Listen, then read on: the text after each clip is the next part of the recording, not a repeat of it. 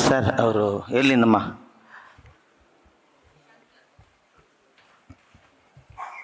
ಈ ಶಂಕರ್ ಅವರು DTS ವಾಯ್ಸಲ್ಲಿ ಮಾತಾಡ್ಬಿಟ್ಟು ನಾವು ಈ ಆರನ್ನು ಇಟ್ಕೊಂಡು ಏನು ಮಾಡೋದು? ಮಾತಾಡಿ ಸರ್, ನಿಮ್ಮ ಧ್ವನಿ ಹೆಂಗಿದ್ರು ಚೆನ್ನಾಗಿದೆ. ಅಯ್ಯಯ್ಯಪ್ಪ, ವಿಧಾನಸೌಧನೇ ಗರ್ರ ಅಂತ ಅಲ್ಲಾಡ್ತೇನೆ. ನಾನು ಜಾಸ್ತಿ ಮಾತಾಡಲ್ಲ. ಗೌರವಾನ್ವಿತ ಸನ್ಮಾನ್ಯ ಮುಖ್ಯಮಂತ್ರಿಯವರುಗಳಿಗೆ ಮತ್ತು KPCC ಅಧ್ಯಕ್ಷರು ಹಾಗೂ ಉಪಮಂತ್ರಿಗಳು DK ಶಿವಕುಮಾರ್ ಸಾರ್ ಅವರಿಗೆ,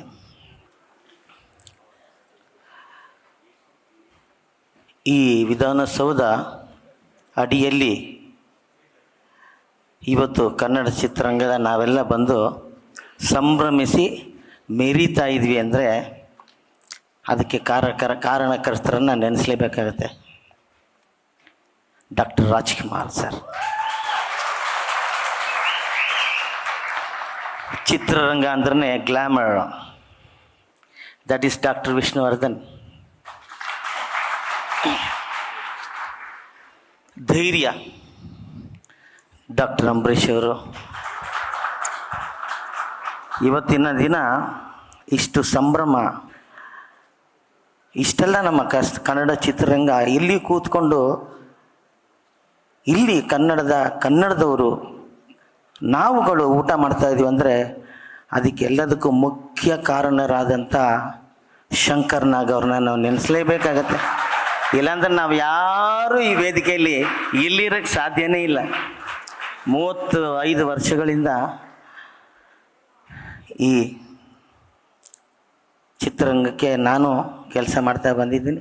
ಸುಮಾರು ನಮ್ಮ ಗಣ್ಯರು ದೊಡ್ಡವರು ಎಲ್ಲ ಇದ್ದಾರೆ, ಗೌಡ ಸರ್ ಇದ್ದಾರೆ, ಸಾರಾ ಗೋವಿಂದಣ್ಣವ್ರು ಇದ್ದಾರೆ. ಇವರೆಲ್ಲ ನಮ್ಮ ಚಿತ್ರರಂಗದಲ್ಲಿ ಈ ಜೀಸಸ್ಗೆ ಮೊಳೆ ಹೊಡೆದಂಗೆ ಒಂದೇ ಕಡೆ ಇದ್ರೂ ಅವರ ಸಾಧನೆ ನಮ್ಮ ಚಿತ್ರರಂಗಕ್ಕೆ ಅವರ ಕೊಡುಗೆ ನಿಜವಾಗ್ಲೂ ಅಪಾರವಾಗಿದೆ. ಅವರೆಲ್ಲ ಬಂದಿರೋದು ನಮಗೆ ಬಹಳ ಸಂತೋಷ ಸರ್, ನಿಜವಾಗ್ಲೂ. ನಿನ್ನೆ ತಾನೇ ನಾನು ಚಾರ್ಜ್ ತಗೊಂಡೆ ಕರ್ನಾಟಕ ಚಲನಚಿತ್ರ ವಾಣಿಜ್ಯ ಮಂಡಳಿ ಅಧ್ಯಕ್ಷನಾಗಿ, ಅಕಾಡೆಮಿ ಅಧ್ಯಕ್ಷನಾಗಿ. ವಾಣಿಜ್ಯ ಮಂಡಳಿ ಇಲ್ಲೇ ಇದ್ದಾರೆ, ಸಾರಿ ಸರ್, ಅದು ವಾಣಿಜ್ಯ ಮಂಡಳಿ ಒಂದೇ ಗೊತ್ತಿರೋದು ನಮಗೆ. ಅಕಾಡೆಮಿ ಅಂದರೆ ಏನು ಅಂತ ನಿನ್ನೆ ನೋಡಿದಾಗಲೇ ಗೊತ್ತದು, ಇಷ್ಟು ದೊಡ್ಡ ಬಿಲ್ಡಿಂಗ್ ಇದೆ ಅಂತ.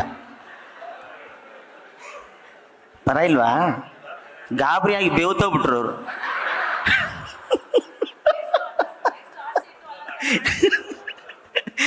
ಅಕಾಡೆಮಿ ಅಧ್ಯಕ್ಷನಿಗೆ ನಿನ್ನೆ ಸ್ವೀಕಾರ ಮಾಡಿದೆ. ನಿನ್ನದು ಒಂದು ಅಳಿಲು ಸೇವೆ ಇರಲಿ ಅಂತ ನನ್ನ ಗುರುತಿಸಿ ನಮ್ಮ ಸಾಹೇಬರು ಈ ನಮ್ಮ ಚಿತ್ರರಂಗದ ಕೆಲಸಕ್ಕೆ ಬಿಟ್ಟಿದ್ದಾರೆ. ತಾಯಿ ಸೆರಗನ್ನ ಮಗು ಹೇಗೆ ಹಿಂದೆ ಹಿಡ್ಕೊಂಡು ಓಡಾಡ್ತಿರುತ್ತೋ ಆ ಥರ ನಮ್ಮ ಮುಖ್ಯಮಂತ್ರಿಗಳ ಹಾಗೂ ಶಿವಕುಮಾರ್ ಸಾಹೇಬರ ಶರ್ಟ್ನ ಹಿಡ್ಕೊಂಡು, ಅಂದರೆ ಹಿಂದೆ ಮಗು ಥರ ಹಿಡ್ಕೊಂಡು ನಮ್ಮ ಕುಂದುಕೊರತೆಗಳನ್ನ, ಚಿತ್ರರಂಗಕ್ಕೆ ಆಗಬೇಕಾದಂಥ ಎಲ್ಲ ಕೆಲಸಗಳನ್ನ ನನಗೆ ಸಿಕ್ಕಿರುವಂಥ ಅವಧಿಯಲ್ಲಿ ಆದಷ್ಟು ನಾನು ಮಾಡೋದಕ್ಕೆ ಪ್ರಯತ್ನ ಪಡ್ತೀನಿ. ವೇದಿಕೆಯಲ್ಲಿರುವ ಎಲ್ಲ ಗಣ್ಯರಿಗೆ ವಂದಿಸುತ್ತಾ ನನ್ನ ಈ ಪುಟ್ಟ ಭಾಷಣವನ್ನು ಮುಗಿಸ್ತಾ ಇದ್ದೀನಿ. ನಮಸ್ಕಾರ. ನ್ಯೂಸ್ ಫಸ್ಟ್, ನಿರ್ಭೀತಿಯಿಂದ ನಿಮ್ಮ ಪರವಾಗಿ.